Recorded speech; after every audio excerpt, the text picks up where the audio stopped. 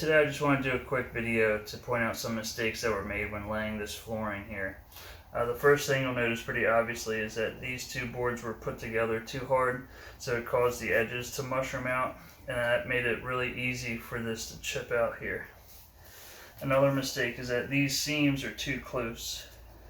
Anytime there's seams that go across like this, there should be two courses of flooring between them. And then also these seams are too close too. With these, there should be at least 12 inches separation between the two seams. So those two problems together, put together right here, creates a weak spot in the floor. And the problem with laminate is that they're all the same length. All the boards are the same length. So if you create this pattern here, then you're going to create it elsewhere in the floor. That's going to give you a lot of weak spots throughout the entire floor.